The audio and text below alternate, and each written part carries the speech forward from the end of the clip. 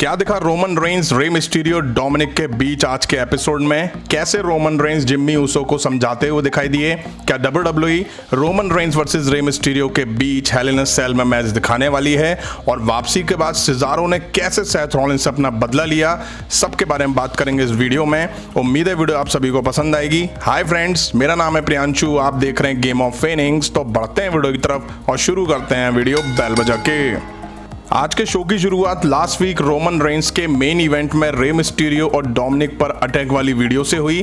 अब back stage ये video Roman Reigns भी देख रहे होते हैं। उनके साथ पॉल हेमन और जे ऊसो भी थे। रोमन रेंस जे ऊसो को याद दिलाते हैं कि एक नियम है कि परिवार को कभी शर्मिंदा ना करें। हालांकि जे जानता है कि जिम्मी ऐसा नहीं करता। इस टाइम जिम्मी ऊसो का म्यूजिक हिट होता है और वो रिंग में दिखाई देते हैं। जिम्मी ऊसो रिंग में आके कहते हैं कि लास्ट वीक हमने सोचा था कि सेलिब्रेशन होगा और आज की रात हम 7th time tag team champion होते, बट नहीं, ऐसा नहीं हुआ।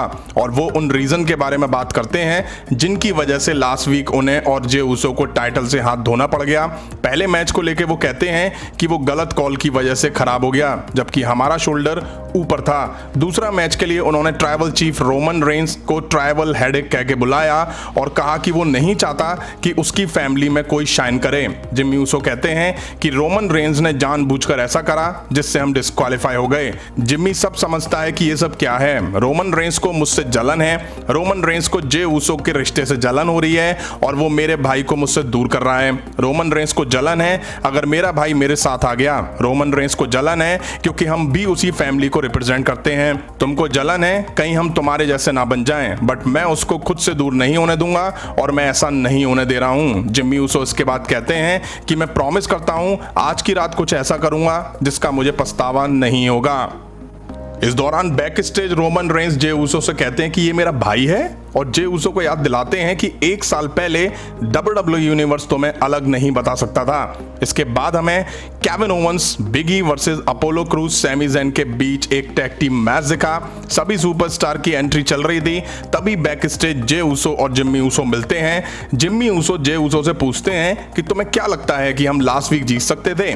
थोड़ी देर सोचने के बाद जे ऊसो हाँ कहते हैं। जिम्मी ऊसो कहते हैं मैं तुमसे अपसेट हूं क्योंकि तुमने मुझे लास्ट वीक फॉलो नहीं करा, और दावा करते हैं कि रोमन रेंस उनमें से है जो फैमिली को खुद ही डिसरिस्पेक्ट कर रहा है। जे ऊसो चिल्ला के कहते हैं तुम भी वही काम कर रहे हो। जिम्मी ऊसो, तुम 1 साल से बाहर थे और मुझसे इस सब में पढ़ना पड़ा। तुम्हारे लिए इसके क्या मायने हैं? शो वापस से रिंग में आया। मैच की शुरुआत केविन ओवंस और अपोलो ने करी। बेल बजते ही केविन ओवंस ने एप्रन पर खड़े सैमी ज़ेन को पंच दिया और फिर अपोलो पर भी पंच लगाने शुरू कर दिए। केविन ओवंस बड़ी फुर्ती से रिंग के बाहर जाके सैमी ज़ेन को बैरिकेड में दे मारते हैं और फिर वापस से रिंग में आके अपोलो पर अटैक कंटिन्यू रखते हैं। फिर अपोलो को ढेर करके रिंग के बाहर फिर जाके सैमी ज़ेन को बैरिकेड में मारते हैं। अब अपोलो को मौका मिला और उन्होंने केविन ओवंस पर अटैक करके टैग सैमी ज़ेन को दिया। सैमी ज़ेन आते ही केविन ओवंस पर टूट पड़े। दोनों केविन ओवंस पर हावी थे। टैग अब बिगी पर आया। उन्होंने आके अपोलो को सुप्लेक्स दी और फिर एप्रन पर खड़े हुए सैमी ज़ेन को भी पंच मार दिया। सैमी ज़ेन कह रहे होंगे हमको मारो सालो, हमको जिंदा मत छोड़ो। अच्छा मैच दिखा इनके बीच। अब बिगी के साथ भी इन्होंने वही करा जो केविन ओवंस के साथ करा था। केविन ओवंस पर जैसे ही टैग आया वो सैमी ज़ेन पर बुरी तरह से टूट पड़े और हालत खराब कर दी। मैच के एंड में केविन ओवंस ने सैमी ज़ेन को स्टनर देके मैच जीत लिया।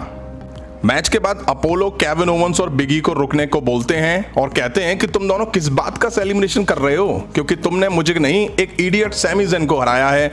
इसको थोड़ा चेंज करते हैं। Next week Kevin Owens Big E versus Apollo और अजीज के बीच एक मैच होगा। फिर सैमी ज़ेन कहते हैं कि इडियट किसने बुलाया, इडियट मुझे किसने बुलाया? और वो कहते हैं कि मुझे लगता है कि अपोलो और केविन ओवंस साथ मिलकर काम कर रहे हैं। तभी अजीज उन्हें नाइजीरियन नेल मारते हैं।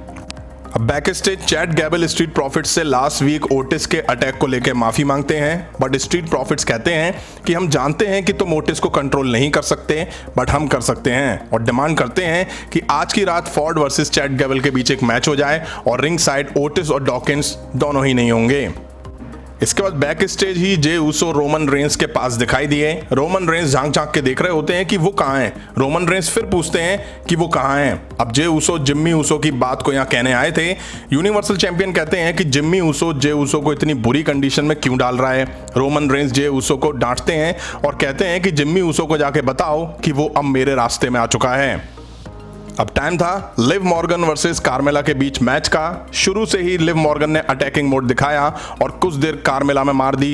इसके बाद कार्मेला ने फाइट बैक करा और लिव मॉर्गन में मार दी। अब ज्यादा तो कुछ इस मैच में दिखा नहीं, बट एंड में मैच लिव मॉर्गन ने जीत लिया। इसके बाद रिंग में हमें ballet ding dong hello talk show में दिखाई दी। आज के उनके गेस्ट कौन होने वाले हैं? Seth freaking Rollins. सैथ की एंट्री होती है फिर से एक न्यू स्टाइलिश सूट बूट में। सैथ कहते हैं कि बैले ने अभी जो कुछ किया उसका मैं बहुत बड़ा फैन हूं और बच्चों को कोई रेस्पेक्ट नहीं है। उनका मतलब बच्चों से बियांका ब्लेयर का था। फिर दोनों की बारी बारी से क्लिप चली जिसमें सैथ रॉलिंस ने सिजारो पर अटैक करा था। फिर दोनों जोर जोर से हंसने लगते हैं, तभी डोर की बेल बजती है। सैथ रॉलिंस डोर ओपन करते हैं तो वहां सिजारो खड़े होते हैं और फिर वो रॉलिंस पर अटैक कर देते हैं। इसी बीच रॉलिंस की स्टाइलिश सूट बूट की पैंट खुल जाती है और वो कच्चे में आ जाते हैं और सिजारो से कहते हैं, यार अमूल माचो पहना हूं, थोड़ा आराम से मार। खैर सिजारो डिंग डोंग हेलो के पूरे सेट की लंका लगा देते हैं। फिर बियांका ब्लेयर की एंट्री होती है और वो स्टेज पे खड़े होके बैले पर बुरी तरह से हंसती हुई दिखाई देती हैं।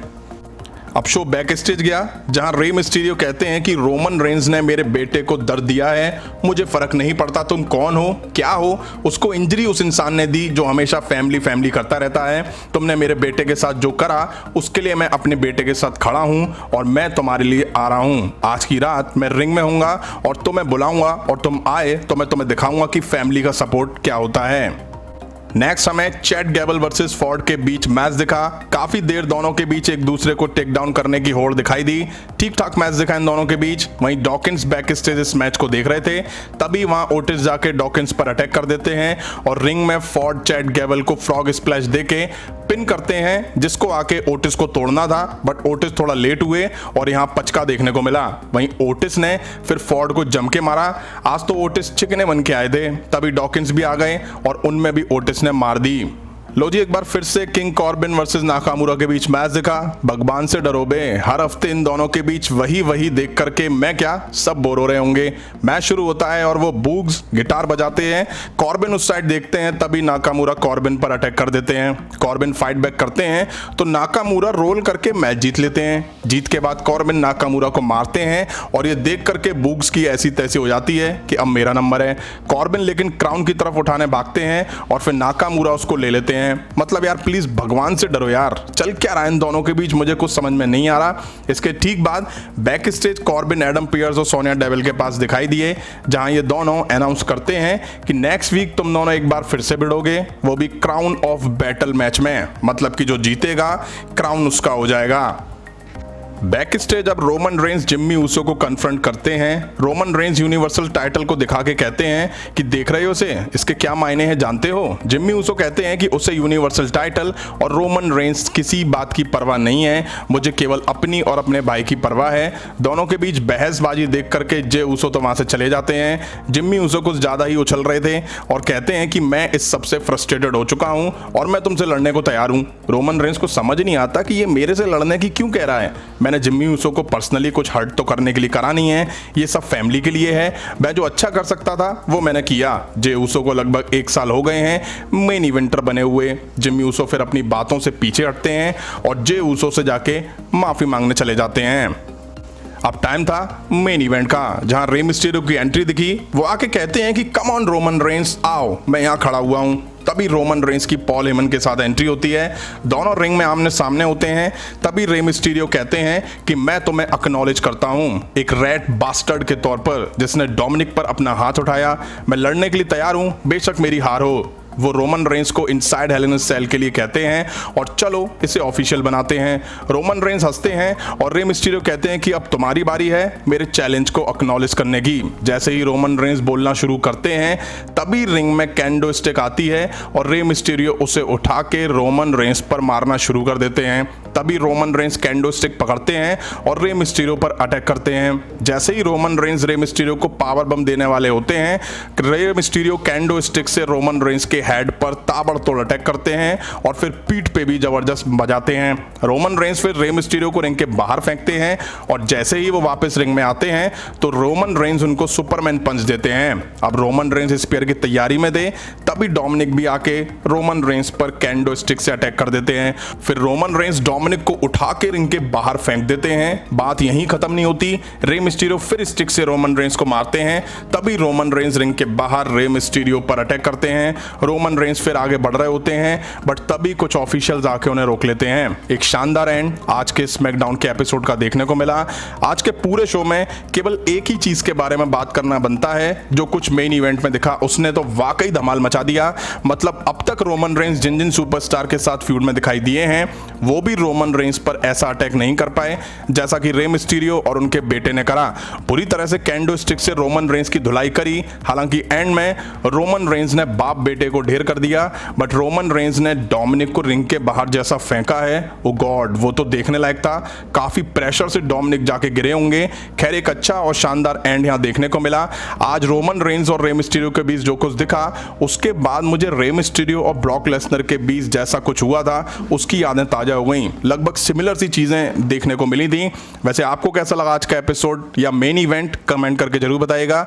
अभी की वीडियो में इतना ही। पसंद आए तो लाइक और शेयर करें और इस तरह की वीडियो के लिए जुड़े रहें मेरे चैनल के साथ। मिलता हूं नेक्स्ट वीडियो में। Thank you.